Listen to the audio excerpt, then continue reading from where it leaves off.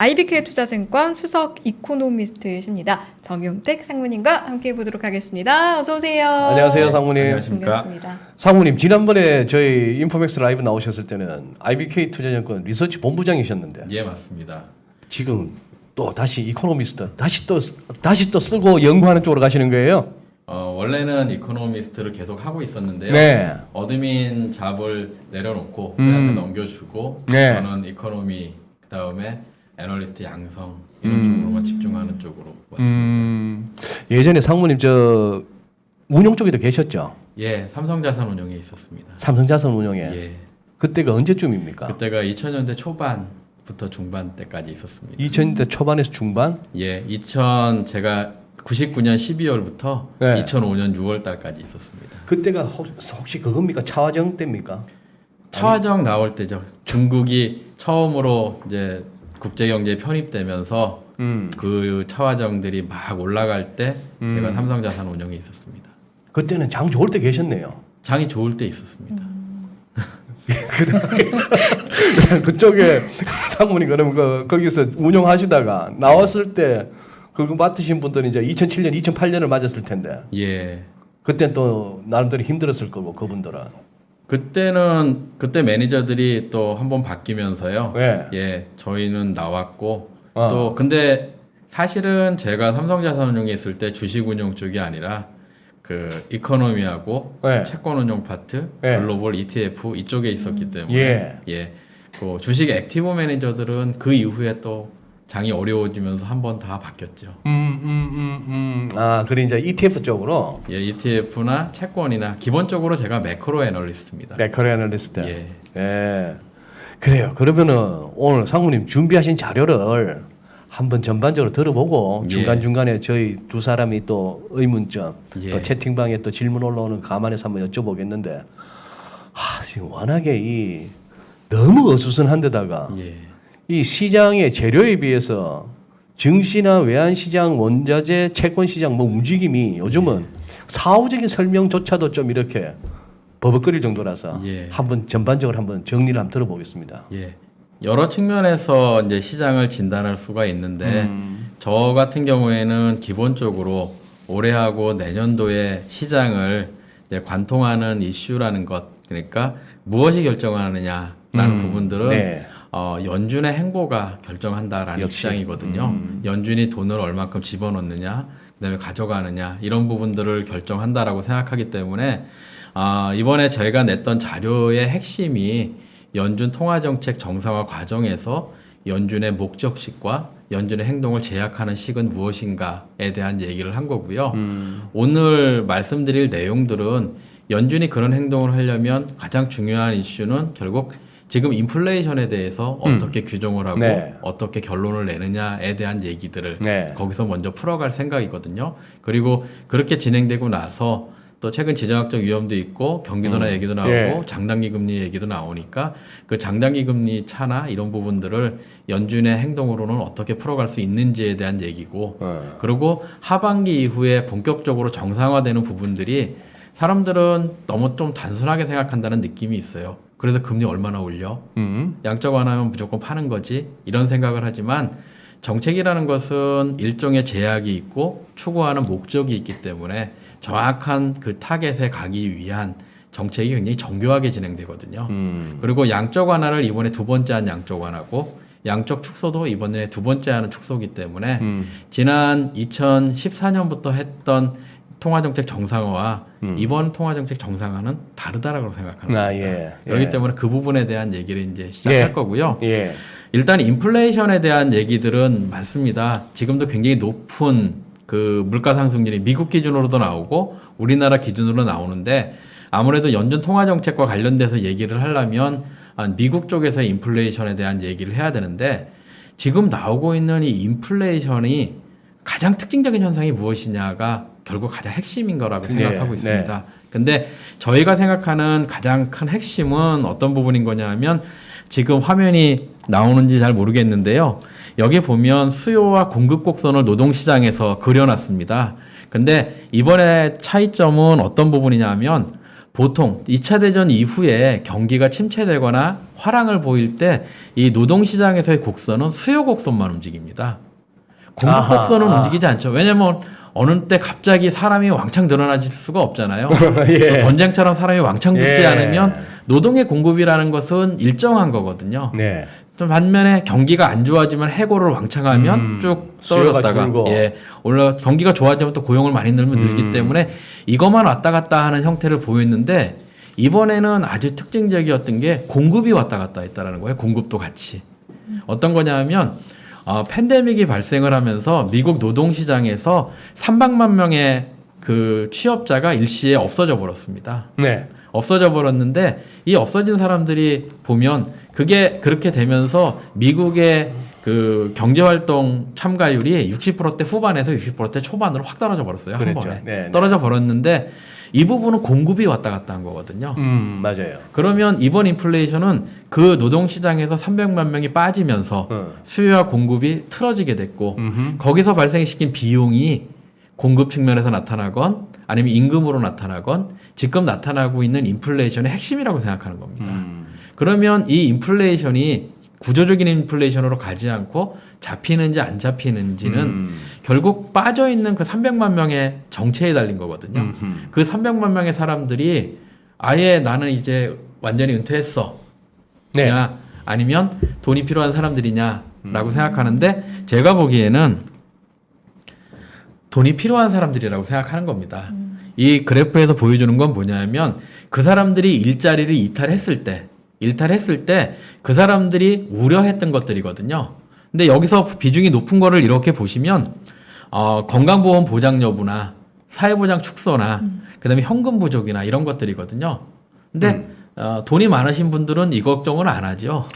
지금 저 퍼센테이지가 은퇴할 때 물어봤더니 응답한 저런 게 걱정된다. 저런 게 걱정인 사람들이 네. 된 거예요. 근데 네. 이 사람들이 어떻게 일자리를 떠날 수 있었느냐.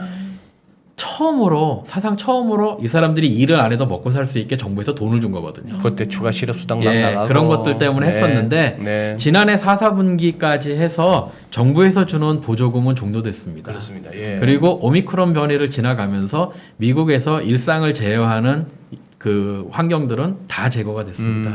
그럼 결국 코로나 불안이 낮아지고 돈이 떨어지면 이 사람들은 돈 떨어지면 들어와야 되는 사람들인 거죠. 맞아요. 사실은 네. 저소득층이에요. 다. 네, 네. 그렇기 때문에 일상을 회복하면서 돌아오고 있는 거고요. 저희 기준으로 보면 올 여름 정도까지 가면 그쪽으로 바깥으로 빠져나갔던 사람들은 거의 다시 다 돌아와서 팬데믹 이전의 경제활동 참가율을 다시 회복하겠죠. 도달할 것이다라고 보고 있기 때문에 노동시장의 왜곡은 당초 계획보다는 좀 늘어졌지만 이런 부분들은 회복돼 오는 거니까 결국에는 인플레이션의 지표로 하는 부분의 변곡점도 이 부분과 같이 오는 거죠.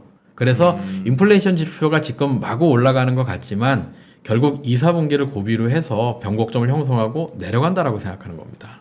우리 상무님도 인플레이션은 일시적이다 쪽에. 예, 연준도 마찬가지고 추세적으로는 그렇게 하는데 지금 당면에 있는 숫자가 높기 때문에 이 부분에 대한 고민을 하고 있는 것이다라고 생각하는 거죠. 네. 근데 하나 재밌는 부분들은 결국 이 인플레이션에 대해서 연준이 대응을 하는데요. 네. 연준이 대응을 하는데 제가 자료 제목을 쓸 때 이런 제목들을 좀 쓰는데 조금 특이한 게 뭐냐면 연준이 유도한 기대 인플레이션이 있고 그다음에 연준의 기대를 벗어난 인플레이션이라고 해놨는데 이게 알쏭달쏭한데 이 그래프 여기 있는 요 막대 그래프는 제가 지난 연말에 센터장 특집에 와가지고 이 그래프를 또 보여드렸고요. 지난해 한번 쭉 얘기를 드렸는데 어떤 거냐 하면 이번 팬데믹이 발생했을 잠깐 때 저 상무님, 예. 저 막대 그래프에서 예. 각 연도별로 옅은 색과 짙은 색이 있는데 옅은 예. 거는 뭐고 짙은 거는 뭡니까? 요거는 둘 다 뭘 거냐면 물가연동 채권을 얘기하는 건데요. 진한 색깔로 돼 있는 막대 그래프는 그 연준이 순매수한 물가연동 채권의 금액입니다. 근데 회색으로 돼 있는 것은 예. 그해 발행된 물가연동 채권의 총량입니다. 총량. 근데 이번 팬데믹 국면에서 연준이 한 행동 중에서 제일 특이한 게 이거거든요. 2020년의 그래프를 보시면 미국 전체에서 발행된 물가연동 채권보다 연준이 더 많이 샀습니다. 그리고 물가연동 국채가 확 올라가고 팁스 수익률, 실질금리는 확 낮아지고. 실질 금리가 확 떨어진 거죠. 그렇죠. 왜 이런 짓을 했을까를 그때 제가 나와서 뭐라고 설명드렸냐 하면 경기가 위축 국면에는 충격이 왔을 때 연준이나 중앙은행이 하는 역할은 디플레이션에 대한 기대 심리가 형성되지 않게 하는 거거든요. 그러기 위해서 양적 완화를 통해서 돈을 풀고 그걸 통해서 인플레이션을 자극하는데 지난번에 양적 완화를 해보니까 돈을 풀고 인플레이션 지표로 돌아오기까지 단계도 여러 가지 거치고 나일루션도 여러 가지 일어났었습니다. 네. 근데 이번 팬데믹 국면 같은 경우에는 바로 락다운이 걸리고 바로 경기가 스톱해버리는 거니까 시차를 단축할 필요가 있었고 급격하게 기대 인플레이션 올릴 필요가 있었거든요. 근데 그러려면 제일 누가 기대 인플레이션을 빨리 옮기냐 하면 채권 시장에 있는 사람들이 가장 빨리 올립니다. 네. 근데 채권 시장에서 기대 인플레이션이라는 것은 물가연동 채권 금리에서 일반 국채 금리를 빼준 BEI라는 브레이크 이븐 인플레이션 레이트라는 것이 미국에서 기대 인플레이션으로 통용되거든요. 그러니까 이런 행동을 하면 인위적으로 채권 시장에서 BEI가 급등해 버립니다. 그렇죠. 예, 명목 국채 수익률에서 저 물가연동 국채 수익률을 뺀 것이 브레이크 이븐 레이트니까. 그래서 확 올라가 버리거든요. 확 올라가 버리면서 기대 인플레이션도 끌어올리는 효과가 있을 뿐만 아니라 더 중요한 건 일반 국채 명목 금리에서 BEI를 빼주면 실질 금리가 되거든요. 그러니까 연준이 금리를 쭉 내려서 이게 마이너스로 가지 않았지만 기대 인플레이션이 이렇게 올라가 버리면 실질 금리는 마이너스로 확 떨어져 버린 겁니다. 실질 금리는 비용이거든요. 네. 그렇기 때문에 급격하게 떨어진 실질 금리가 경제 주체들의 투자를 자극하고 자산 가격을 자극한 것이 제가 보기에 양적 완화 국면에서 연준이 취한 조치의 핵심이었다는 겁니다. 거의 뭐 주식은 날라갔고 예, 특히 기술주들. 그렇죠. 예. 그래서 이렇게 만들어낸 인플레이션이 제가 말씀드린 것처럼 연준이 유도한 기대 인플레이션이다라고 얘기를 한 거예요. 근데 예. 최근에 있는 물가 지표를 이렇게 보면 그렇게 해서 만들어진 게 저 10년짜리 BEI라는 기대 인플레이션인데 그림에서 보시는 것처럼 실제 물가 지표 여기는 PC를 가지고 왔는데 CPI도 마찬가지고 브레이크 이븐 인플레이션 레이트보다 높이 올라가 있습니다. 많이. 그러면 저 차이는 무엇 때문에 발생됐느냐라는 거죠. 저 차이는 기저효과의 영향도 분명히 있습니다. 기저효과의 영향도 당연히 있었겠지만 또 다른 요인들은 뭐냐면 백신이 보급되기 시작하면 코로나가 종식되고 일상으로 돌아갈 줄 알았지만 백신이 보급된 이후에도 델타도 나오고 오미크론도 나오면서 코로나 관련된 부분들이 계속 늦어지고 일상으로 돌아가는 복귀가 늦어진 거예요. 아까 노동시장에 이탈했던 사람들이 못 돌아오고 계속 있으면서 트럭도 못 움직이고 항만도 막히고 또 임금도 올라가고 하면서 물가 지표가 튀어버린 겁니다. 이렇게 지지부진했던 게 있고 그 과정에서 원자재 가격에 물류가 막히면서 원자재 가격이 폭등했고 전쟁 나면서 유가도 폭등하고 이런 부분들이 지금 우리가 보고 있는 이 헤드라인 인플레이션인 거거든요. 그러니까 저 차이만큼은 연준이 기대하지 않았던 인플레이션인 겁니다. 그렇죠. 근데 여기서 중요한 부분은 뭐냐 하면 저 차이를 발생시킨 부분은 통화적인 현상이 아니라는 겁니다. 통화적인 현상이 아니다. 예, 연준이 양적 완화를 통해서 유도한 내용이 아닌 거죠. 저 격차가. 예, 오미크론을 연준이 불러오지도 않았을 거고 전쟁도. 예, 전쟁도 연준의 결과물이 아닌 거예요. 네. 근데 이게 중요한 건 뭐냐면 그게 연준의 통화 정책의 결과물이 아니라는 얘기는 연준이 정책으로 그거를 조정할 수 있는 부분이 아니라는 거예요. 연준이 할 수 있는 부분이 없다. 예, 그런 부분인 거예요. 그렇기 때문에 과거에도 보면 중앙은행이 통화적으로 초점을 맞추는 인플레이션은 이른바 코스트 푸시 인플레이션이 아니라 디맨드 풀 인플레이션으로 초점을 맞춘 겁니다. 그러니까 이번에 같은 경우에도 마찬가지인 거예요. 아까 말씀드린 인플레이션에 대한 병목이 풀리게 되면 실질적으로 저렇게 벌어진 차이는 그걸로 인해서 좁혀지는 것이고 연준이 초점을 맞춰야 되는 것은 기조적인 인플레이션 또 수요가 견인하는 인플레이션인데 결국에는 양적 완화를 통해서 형성된 결과값으로 발생한 인플레이션들을 초점을 맞춰야 되는 것이다라고 보고 있는데 그런 부분들이 대표적인 게 이런 것들인 거죠. 주거비, 내구재 소비 이런 것들인 거죠.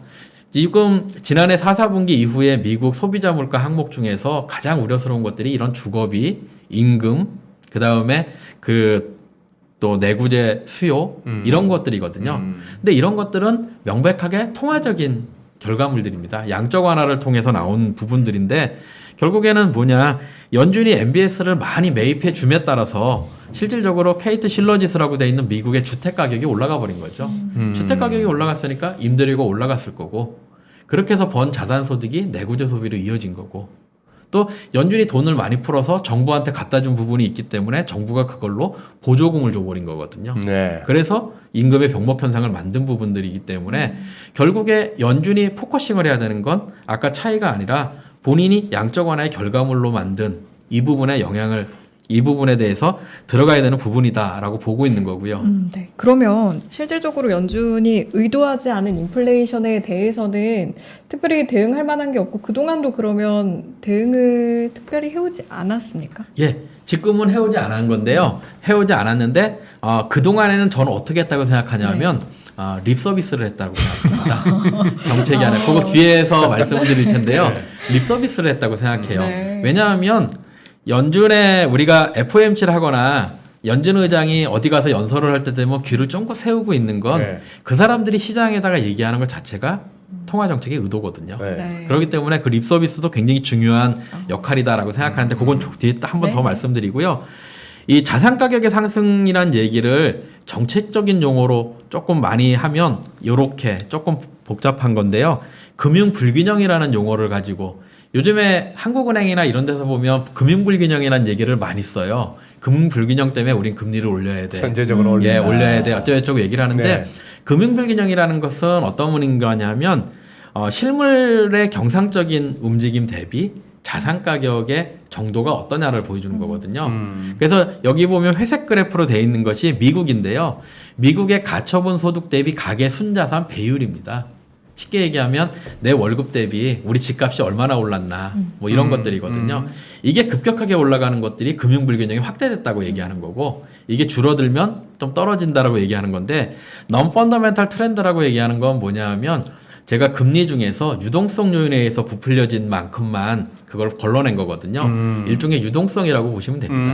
근데 뭐 실적이 좋아서 주가가 올랐다기보다도 돈이 많이 많이 풀려서 확 주가가 올라간 올랐다. 부분들인 거예요. 이런 것들. 그래서 실질적으로 연준이 포커스를 맞추는 건 이 금융 불균형을 안정시키는데 오버시팅에 있는 불균형의 부분을 안정시키는데 초점을 맞춰야 되는 거고 한국은행이 얘기를 꾸준히 하고 있는 건 이 얘기하고 있는 겁니다. 그럼 상무님 그 말씀은 지금 이 그래프에서 오른쪽 부분에 와서 예. 가계 처분 소득분에 가계 순자산도 막 치솟고 있고 non fundamental 트렌드도 치솟고 있는데 연준은 저걸 그러면 이제 제로 쪽으로 예. 좀 주저앉혀야 된다 말씀이죠. 주저앉히는 게 아니라 예. 그렇게 할 수는 없고요. 예. 더 안 올라가게 더 안 만들어 올라가게. 예, 안정시키는 거죠. 더안 올라가게. 이건 추세적으로 계속 올라갔어요. 그렇죠, 그렇죠. 예. 그리고 자세히 보시면 저 파란색 선이 80년도부터 쭉 올라왔네요. 예, 맞습니다. 왜 83년부터냐?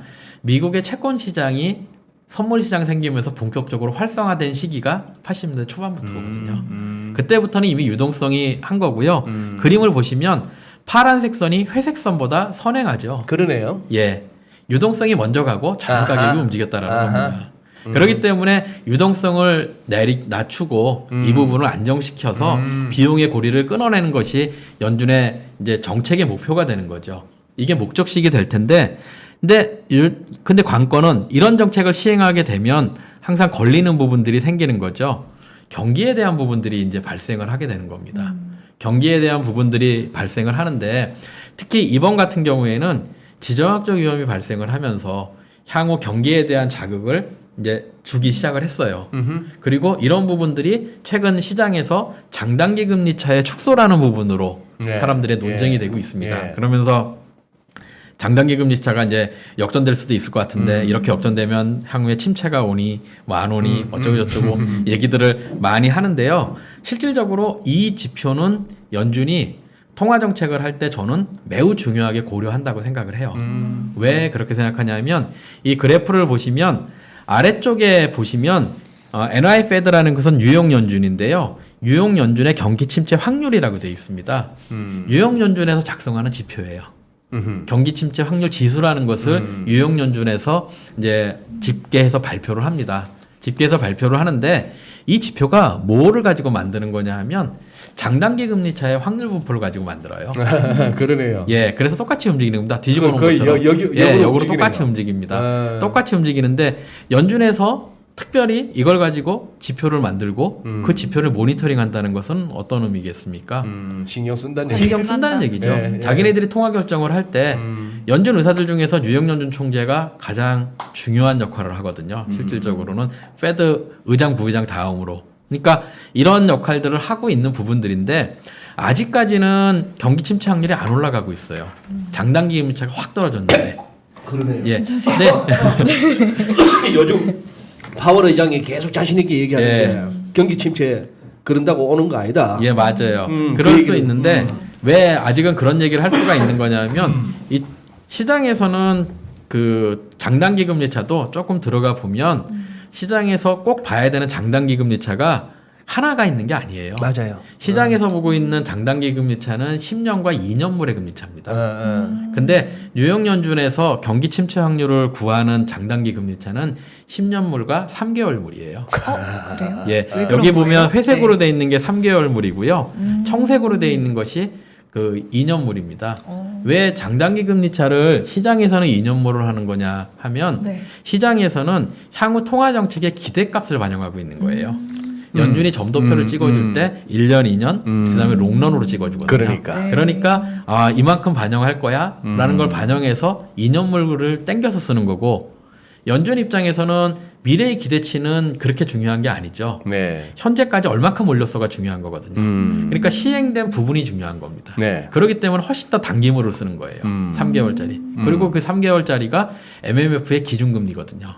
그렇기 때문에 통화와 바로 연결돼 있어서 쓰는 겁니다. 그래서 2년물짜리 장단기 금리차가 많이 내려와 있는 것은 기본적으로 연준이 그 기준금리의 장기 균형 값을 2.75까지 올려놨기 때문에 그걸 따라서 올라가 버린 거고 2년분은 올라갔고 3개월짜리가 아직 안 내려오고 있는 건 기대는 그렇게 심어놨지만 금리 인상은 이제 시작했잖아요. 네. 그 얘기는 무엇을 의미하는 거냐면 지금은 이렇게 벌어져 있지만 5월달, 6월달 시장에서 얘기하는 것처럼 빅스텝으로 가서 50bp씩 막 인상하고 이렇게 되면 3개월짜리가 훨씬 빨리 떨어지게 되는 겁니다. 그러면서 보는데 이 그림을 자세히 보시면 장단기 금리차가 꺾어지는 국면에서 보면 2년물과 그 3개월물 금리차가 서로 반대로 가요. 그러다가 나중에 수렴합니다. 결국에는 두 개의 그래프가 모두 역전이 됐을 때 그때가 상당 부분 그 이후에 침체 확률이 굉장히 높아지는 거예요. 근데 3개월짜리 장단기 금리차가 역전이 됐으려면 금리 인상의 초부분은 아니겠죠.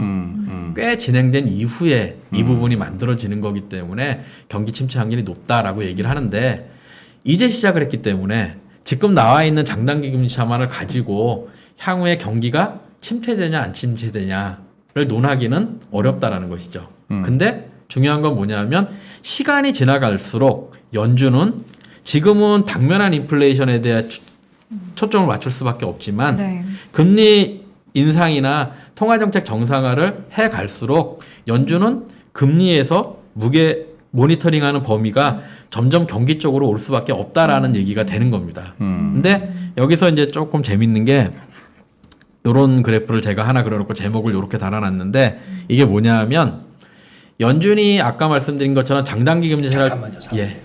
요 말씀 듣기 전에 아까 저기 그 그래프 예. 한 번만 위험이 자극한 경기에 대한 고려 저기 정 PD님 이거 자료실에 올라가 있죠?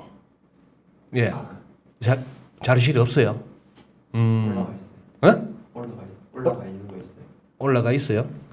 이게 우리 저기 상무님 이 그래프를 예. 상무님 지금 데이터를 갖다가 지금 엑셀 작업을 통해서 만드신 겁니까? 아니면 우리가 아예 우리 시청자분들도 어디 들어가서 이걸 갖다가 이 그래프를 볼 수가 있을까요? 그래프는 볼 수 있어요. 연준의 뉴욕 연준의 경기 침체 확률은 프레드에 들어가서 보시면 프레드에, 들어가서 보시면 침체 확률은 발표가 되고요. 장단기 금리차는 연합인포에서 금리들 쭉 주니까 미국 금리들 보니까 엑셀에 받아가지고 그리면 되거든요. 그리면 되고. 예. 근데 이 그림이 지금 이제 상당히 이제 중요한 말씀을 하셨는데 우리 시장에서는 늘 장단기 금리 역전할 때 2년하고 10년을 얘기하는 건데 예. 아까 상무님 설명하셨잖아요. 2년하고 10년은 지금 이렇게 자꾸 이렇게 낮아지면서 곧 역전될 것 같은데 예. 그거보다 약간 희미한 선은 3개월짜리 예. 재정정권하고 10년물하고 예, 맞습니다. 이게 오히려 올라가고 있으니까 예. 그래서 파월이 걱정 없다 아직은. 예, 아직은 그렇게 얘기를 하는 네, 거죠. 그리고 아까 봤던 그 경기 침체 확률 그래프도 낮아지고 5%밖에 안 돼 있으니까 낮은 이게 거죠. 어떻게 보면은 지금 우크라이나 사태 그리고 3월 약간 매파적이라 할 만한 FMC를 겪고도 예. 뉴욕 증시가 쭉쭉쭉 올라오는 배경일 수도 있는 거죠. 단기적으로는 경기에 대한 고려를 아직은 조금 덜 하고 있는 덜 하고 것일 수 있는 거다. 있다라는 거죠. 그러니 저 그래프가 업데이트가 될 수 있는 그런 분들이라면은 위쪽에 있는 3개월하고 10년치의 저 스프레드가 낮아진다든지 예. 저기 확률이 예. 저기 경기 올라가는 침체 거. 확률이 올라가는 그림이 나온다면은 미국장에 대해서 조금 자 고민을 해야 되는 고민을 거죠. 해야 된다는 예. 의미가 되네요. 예, 맞습니다. 그 네. 그림을 뒤에서 보여드리는 겁니다. 알겠습니다. 네. 요 그림을 보여드린 거예요. 이걸 보여드리는 거는 왜 보여드린 거냐면 그래서 경기 침체 확률이라는 게 장단기 금리 차를 통해서 그려서 연준이 고려하고 있다라는 얘기는 네. 결국 기준금리 결정할 때 반영할 수 있다라는 얘기니까 여기 그림을 보시면 제가 그래서 연준의 경기 침체 확률하고 연준의 기준금리를 같이 그려놨습니다. 같이 그려놨는데 중간에 보면 점선을 쭉 하나 그려놨어요. 이 점선은 어떤 부분인 거냐면 이게 경기 침체 확률이 10% 선입니다. 10% 선인데 뭔 얘기를 드리고 싶은 거냐면 여기서 경기 침체 확률이 10%를 넘어가는 시점 이후에 보시면 아주 특별한 경우가 아니면 연준이 10%를 넘어가면 추가적으로 금리 인상을 안 하더라는 겁니다. 쫄보들. 예. 왜냐하면 따라가지고. 그때부터는 보면 확 올라가는 경우들도 생기고 어쨌든 경기에 대한 신경 쓰는 선이 되는 거거든요. 네. 근데 계산을 한번 해봤어요. 예. 계산을 해가지고 그 10년 3개월짜리 장단기 금리 차가 예. 지금 10년 2년짜리 장단기 금리 차만큼 확 줄어들어 버리면 경기 침체 확률이 10%를 넘어갑니다.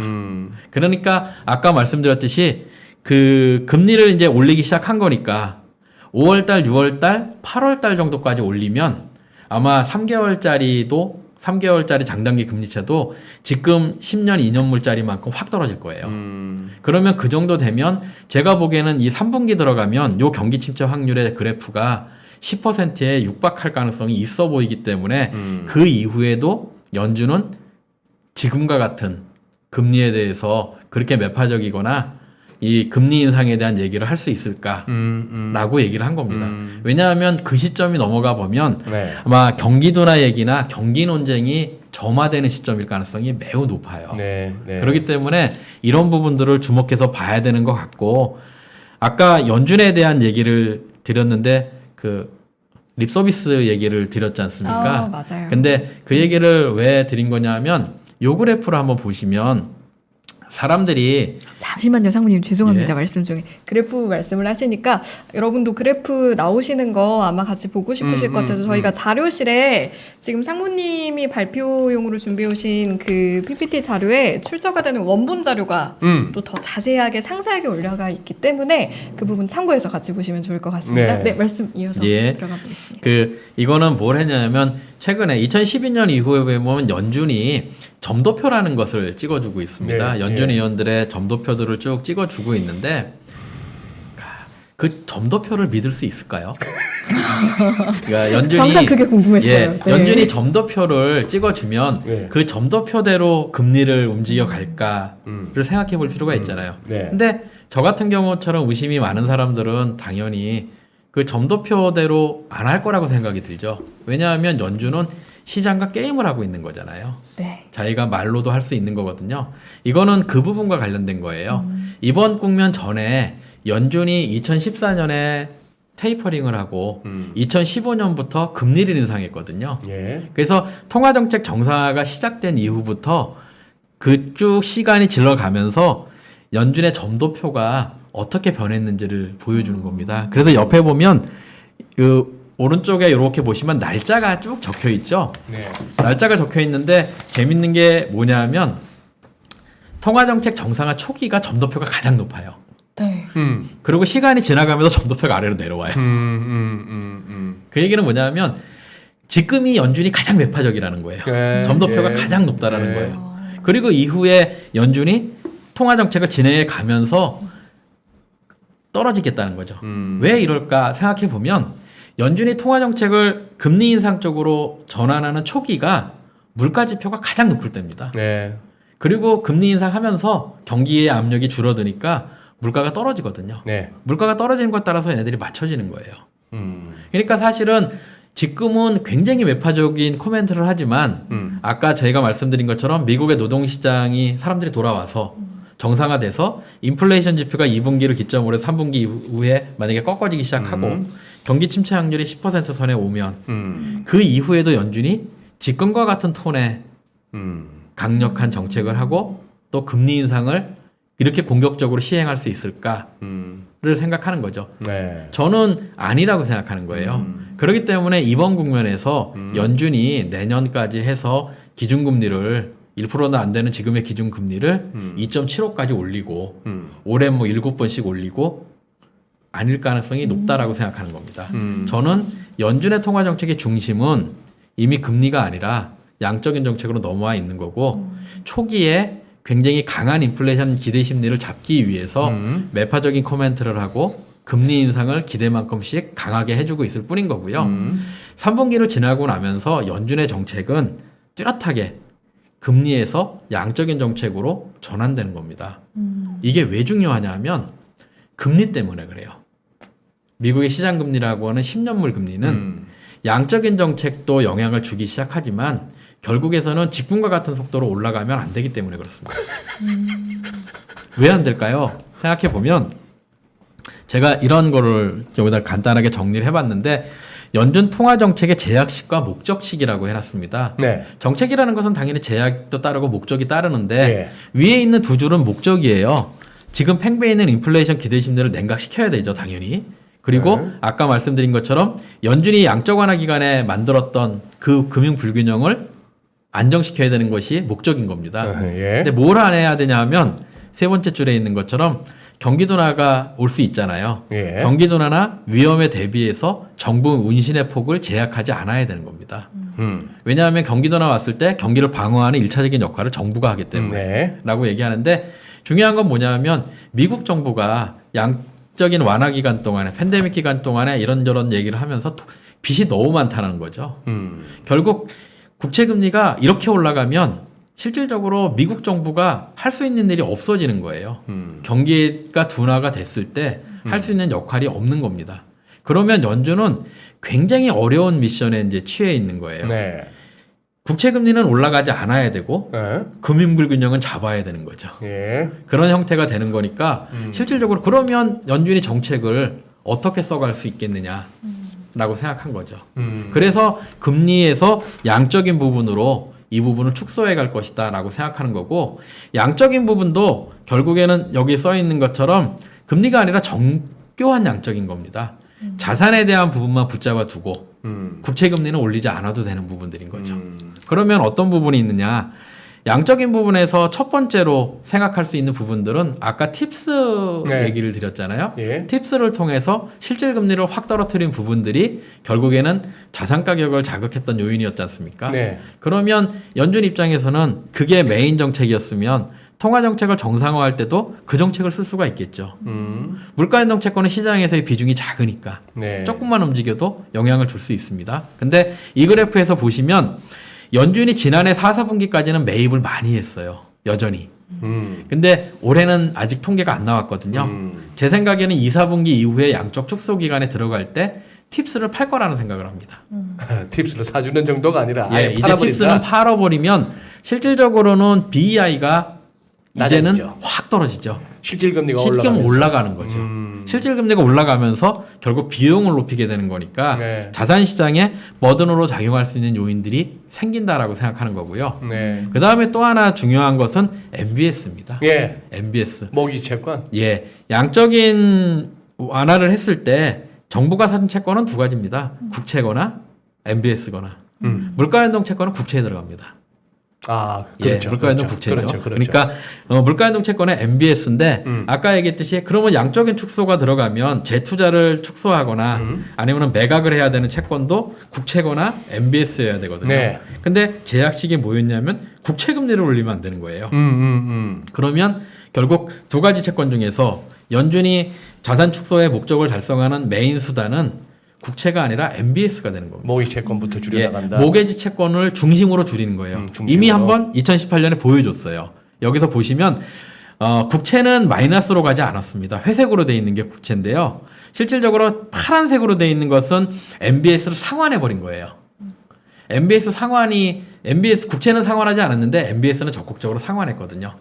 그러니까 이번에 같은 경우에도 국채는 만기가 돌아왔을 때 100만큼 만기가 돌아왔을 때 그 돌아온 분에 대해서만 일정 부분 조금 줄여서 재환해주고 이런 식으로 움직일 텐데 MBS는 만기가 돌아오지 않았을 때 시장에다 그냥 던질 수가 있는 겁니다.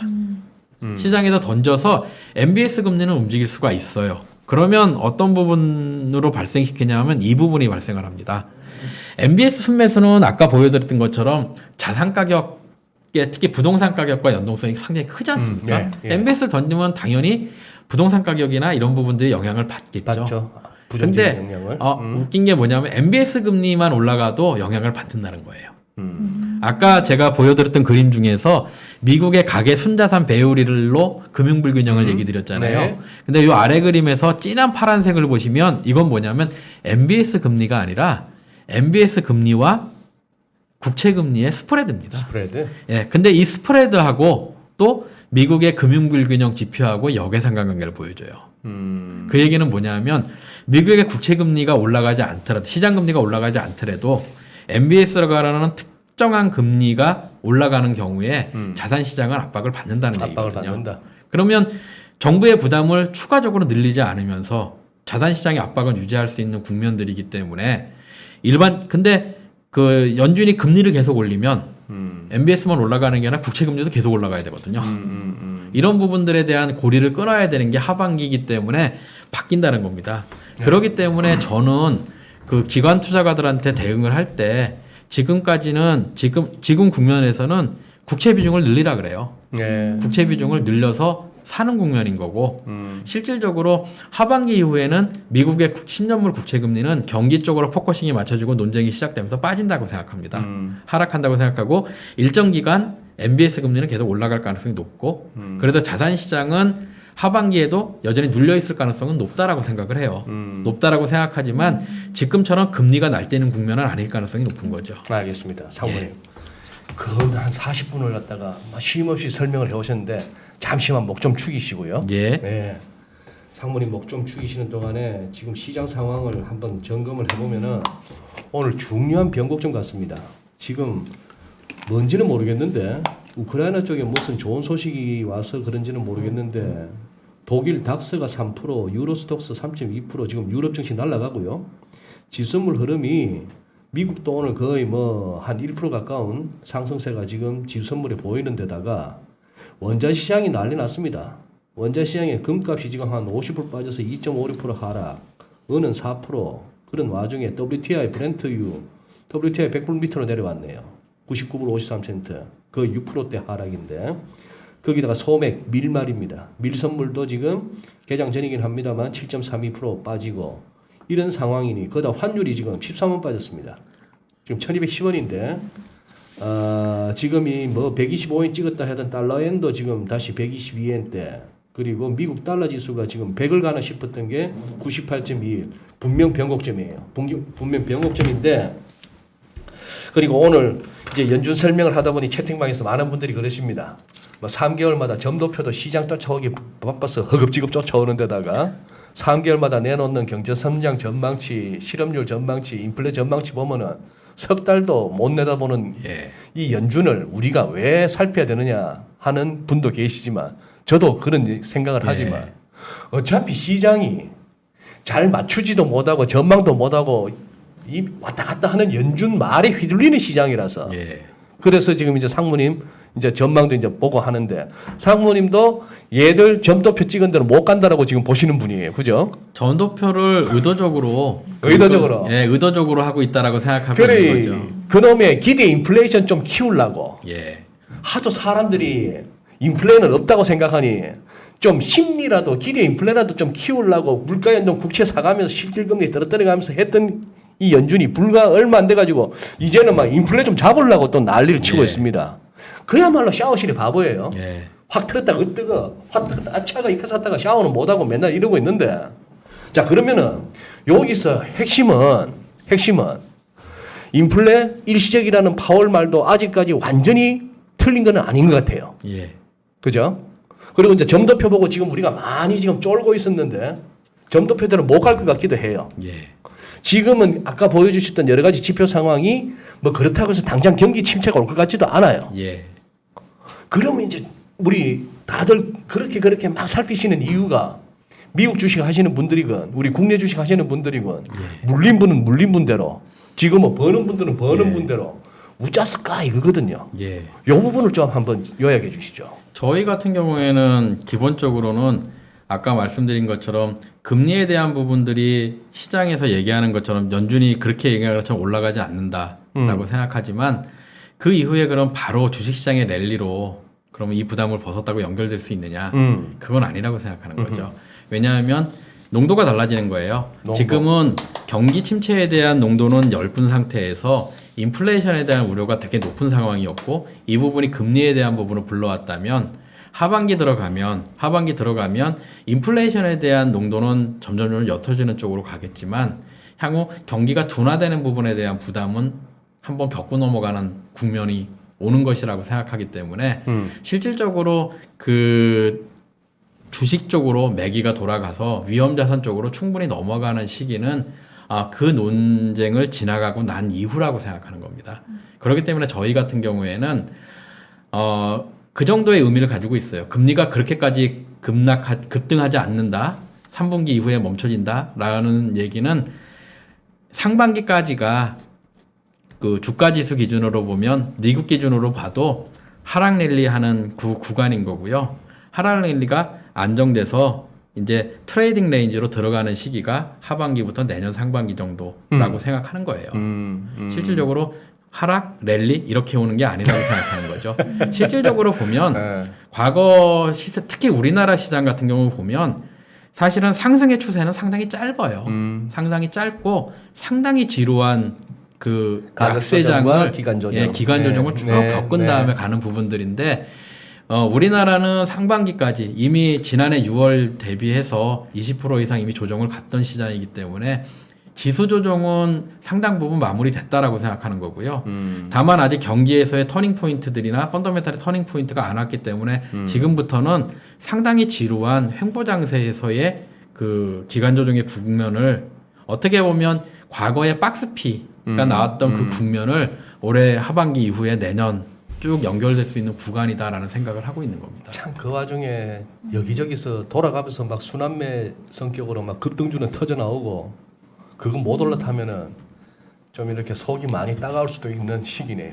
사실은 경험상으로 보면 제가 뭐 앵커분보다 훨씬 더 경험이 짧기는 하겠지만 경험상으로 보면 그 저희 고객들 중에서도 투자하시는 분들이 가장 돈을 많이 잃고 힘든 시기가 그 시기입니다. 그 시기죠. 오히려 급락 시기는 잘 모르고 넘어가는 경우가 훨씬 더 많고요. 오히려 그 본인이 벌었던 랠리들을 대부분 많이 어려워지는 시기가 그 일정한 트레이딩 레인지에서 박스권에서 꾸준히 진행될 때 진도 빠지지만 투자의 손실도 많이 기록하는 부분들이 큽니다. 오히려 매매가 많을수록. 매매가 많을수록. 예. 참 이렇게 아까 상무님 설명을 들으면서 이렇게 드는 생각이 이놈의 이 거시하시는 분들은 저 포함 연준 타령을 안 할 수가 없는데 가만히 보면 말이죠. 이 친구들이 뭐 조금 아니다 싶고 뭐 세상 힘들다 싶으면은 그냥 금리 낮추고 제로금리 훅 떨어뜨리고 그것도 아니면은 버냉키가 길을 튼 이후로 소나게나 이제 양적 완화예요. 연준뿐만이 아니고 ECB 뭐 일본은행 할 것 없이 양적 완화인데 그래 해서 막 국채도 사주고 MBS도 사주고 뭐 하면서 돈을 다 시장에다 쥐어줬더니 그거 갖고 주식도 샀지만 주식 사고도 남는 돈이 많으니 이 가만히 보니 무슨 뭐 리츠가 됐건 뭐가 됐건 실제 뭐가 됐건 부동산 투자를 해가 건물들은 빵빵하게 사가지고 이걸로 또 임대 사업하고 그렇게 하다 보니 이게 지금 미국에 갑자기 집값이 저렇게 길길이 뛰는 게 뭐 일반 미국 시민들이 난 내 집 마련하려고 해서 저건 아니거든요. 저 현상이. 맞습니다. 저거는 결국 기관들이 큰 손들이 달라들어서 지금 막 매집을 한 거고 우리 모 CEO는 뭐 백몇십 채던데 그 세상이 와놓으니까 극했다가 그 연준이 이제 걷어들이겠다는 것이고 그러다 보니 모기지 채권부터 팔겠다는 것이고 예. 모기지 채권 팔면 모기지 금리 올라가는 거고 예. 그랬을 때 이게 부동산에 이렇게 되면 이제 또 으스스한 시나리오가 나오는데 예. 상무님이 주로 말씀하시고 싶었던 것들은 그 연준이 그렇게까지는 못 몰고 가고 또 그 상황쯤 되면 또 제로금리 갈 선수들 아닙니까? 솔직한 얘기로. 실제로는 연준이 하는 정책들은 이 그래프에서 보면 될 것 같아요. 여기 그래프 위쪽에 보시면 케이트 실러 지수라는 게 이제 미국의 주택 네, 가격인데요. 예. 그 글로벌 금융위기 터지고 양적 완화를 하면서 2009년부터 2013년까지 주택 가격이 저만큼 오른 거거든요. 엄청나게 폭등을 했던 시장이었는데 사실은 그 이후에 기본적으로 이거를 뺐느냐 뺀 건 아니고요. 마이너스로 가지는 않습니다. 기본적으로 성장률의 속도를 조정해서 저기 보시면 평평한 구간을 만드는 게 얘네의 목적인 거예요. 예. 그러니까 연준도 마찬가지고 일본은행 같은 경우도 마찬가지고 이런 정책들이 선진국 같은 정책들은 성장률이 낮아졌기 때문에 기본적으로 인플레이션 레벨 자체가 낮거든요. 그렇기 때문에 1980년대나 90년대처럼 통화가치의 안정이 중앙은행의 목적이 아니라 요즘에 제가 느끼기에는 안정적인 버블의 관리가 그 중앙은행의 통화 정책의 목적인 것 같습니다. 안정적인 버블의 관리. 예. 오늘 이제 매크로 이야기를 참 많이 하게 되는데 이제 물론 이제 거시적인 관점에서 분석을 해주시지만 또 우리 인포맥스 라이브를 보시는 분들은 개인 투자자가 많으니까 전 오늘 이제 상무님 말씀을 들으니까 3분기를 기점으로 좀 그 전후를 좀 주목해서 봐야겠다라는 생각이 드는데 예. 3분기가 오기 전에 우리 개인 투자자들은 좀 어떤 마음가짐으로 시장을 바라봐야 할지도 좀 팁을 주시면 좋을 것 같아요. 저는 3분기가 오기 전에는 사실은 위험한 시장이라고 생각하고 있습니다. 네. 특히 뭐 이건 뭐 투자자가 개인 투자건 기관 투자건 위험에 맞닥뜨리는 거랑 마찬가지니까요. 네. 여러 가지 위험들이 있는 거예요. 아까 얘기하신 것처럼 오늘 우크라이나의 전황이 어떻게 해가지고 이렇게 났는지는 잘 모르겠습니다. 근데 제가 뉴스 체크를 아직 못하고 들어왔기 때문에. 예. 근데 만약에 그 휴전이라든가 이런 부분에 진전이 있어서 지정학적 리스크로 둔화된다 그러면 뭐 주가가 오르거나 유가가 빠지거나 시기적으로 지금 딱 맞아 떨어져서 예. 여쭤보는데요. 그 몇 분 전에 나온 속보인데 연합뉴스 속보로 나온 걸 보니까 5차 평화협상하면서 러시아 국방차관이 키우에서 군사활동 줄이겠다 예. 이렇게 밝혔다고 해요. 이렇게 되면 좀 지정학적 리스크가 지정학적 리스크가 줄어들잖아요. 네. 그러면 시장이 반등할 수 있습니다. 하지만 그러면 5월 달에 연준은 50bp 금리 인상 확률은 확 올라가겠죠. 아. 그 얘기는 뭐냐면 4월 달 들어가면서 올라가고 5월 달에 금리 인상 가까이 오고 5월 달, 6월 달 연속으로 50bp씩 확확 올라갈 수 있는 형태가 되는 거죠.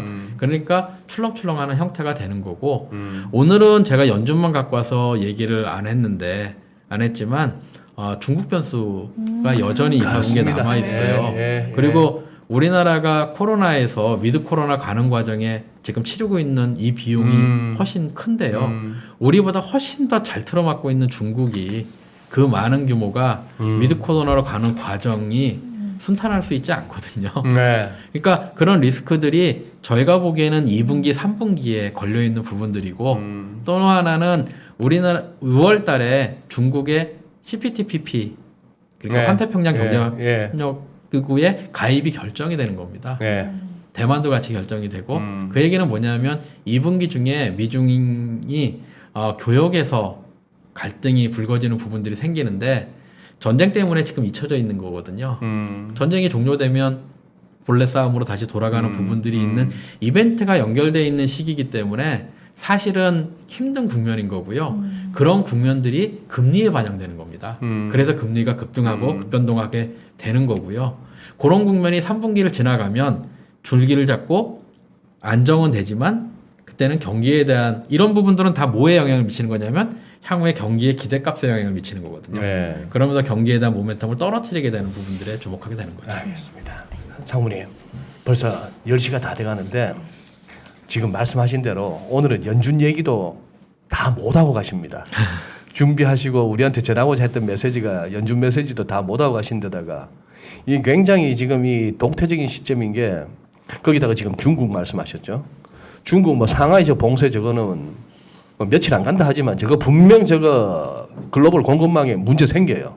그런 상황이고 저는 지금 이제 우리 이승희 아나운서가 방금 속보를 갖다가 얘기했습니다만 제가 보긴 그거거든요.